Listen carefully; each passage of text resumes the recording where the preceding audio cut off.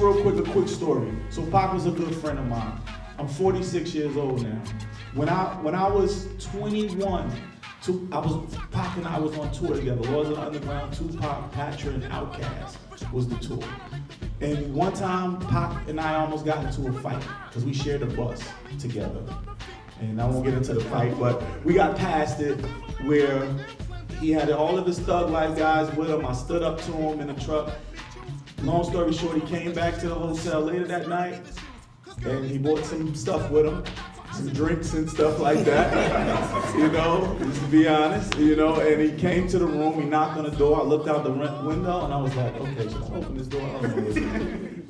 Opened the door, he looked at me, gave me a 40 of Old English, and he said to me, he said, you know you were wrong, but I like you because you stood up for what you believed in. I'm 21, you know, 22. I'm looking at that now like, and the conversation, fast forward a little more, the conversation that we had, he said, dude, we have to get more popular with this thing called hip hop. We have to become more popular so we can go back to our communities and create youth initiatives and become the face in the community so we can galvanize the young people, because the young people are the future. The young people are the next citizens and the people who will be in City Hall. And I was like, City Hall? He was like, yeah, we have to be able to get in politics and become elected officials. I'm like, man, we don't like politicians, we hip hoppers. And he was right though, because like Flizzo said, Flizzo said, I don't get involved with that, I don't do none of that because nobody that represents us. And he's right.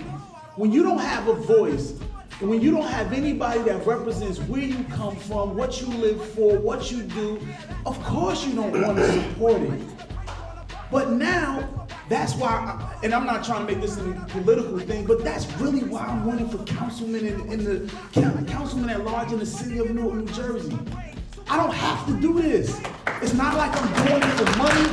I feel like I'm doing it because we don't have a seat at the table. We don't have anybody representing us. And us right now, whether you call yourself it or not, we live in a hip hop culture for the last 20 years. It is the pop culture. So if we don't have anybody at the table that represents people who sound like us, people who look like us, people who do the things that we do, how do we feel like we're ever gonna have the correct and proper representation for who we are as a people?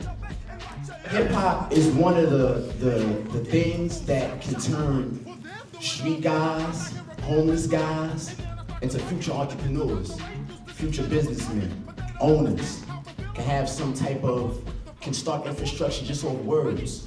So when you start to play with a crack of world dominance, that's when things start to get a little risky.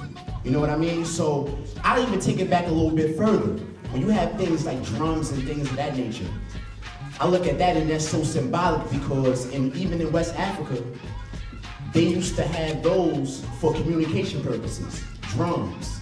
And it was the sound patterns of the voice that made the drums really what they were as far as communication goes. So when I say that, and I always, when I talk about things, I always like to bring up the seed and then the tree. When I say that, that's the reason why you have soul food, you have soul music, and that's what a lot of the music was considered soul music before we got hip hop anything. So when you have something that's so important to us, and it's like a conductor, you know how Wyatt has a conductor for the power to flow? When that music is our conductor, and you intervene in that, and you not only try to get your white counterparts in there into the culture, but you try to take over the economics of it, that's when you got a problem. And white people know this. So that's why they did it so well. You know what I mean? So that's all I'm saying about the culture. We just gotta find a way to take this thing back. And a lot of the things back we own.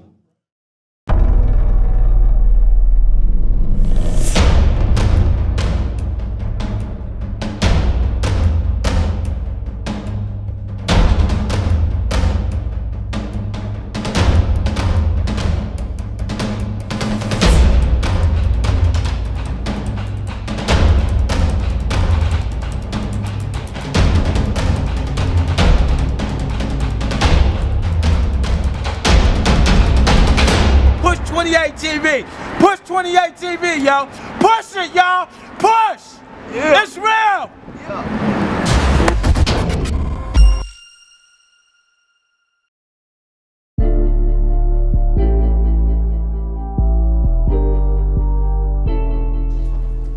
I was a 106 & Park three-time Freestyle Friday judge. I was BET Producer of the Week. That's why I know him, yo. I'm looking at him like, yeah, man. And you know, a lot of y'all may see me with Fat Joe a lot. I've been with Terror Squad since I was a little tyke. And to see where hip hop is at now, I'm truly offended, man. This is not hip hop. That is not our culture. The culture of hip hop was not us wearing our pants off our asses, exploiting our women, you know, disrespecting our women, calling them all kinds of names, calling them outside their names. I don't care what a woman did back then. Run DMC did not call them thoughts, whores, bitches, sluts, and sluts, and anything else under the sun. You understand what I'm saying? So when we out there doing that, all we doing is perpetuating the same stereotype that the white man is saying that we are. How can we lift up each other if we can't even do it within our own music? You know, these are queens right here. Queen to my left, queen to my right. We kings.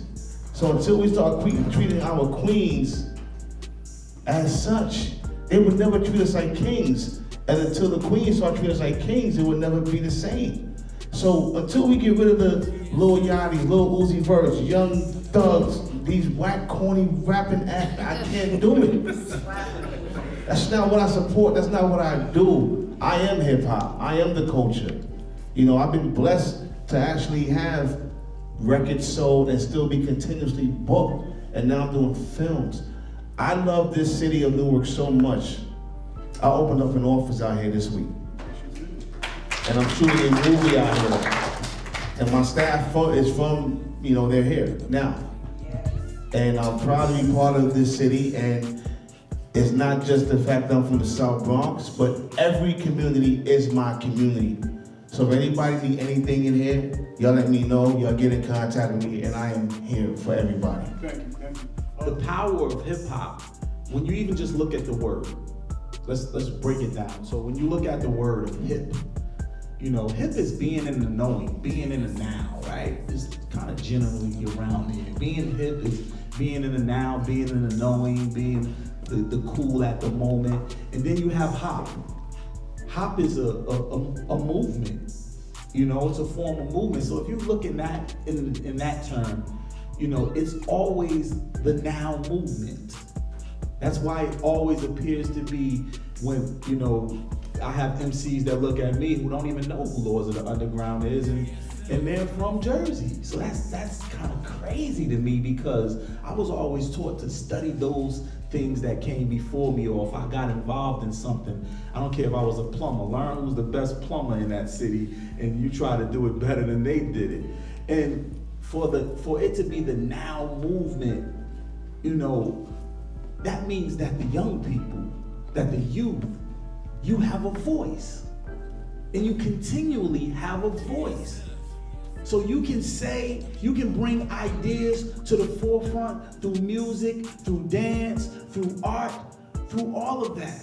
And your voice can resonate in the communities that we grow up in, that we live in, that we dwell in. So we can create, the young people and the people who live the culture of hip hop can create the narrative of the movement.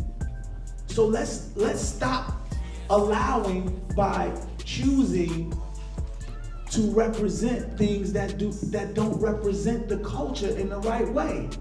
Because if we say no to certain music, they won't play it. If we say no to certain things, they won't show it.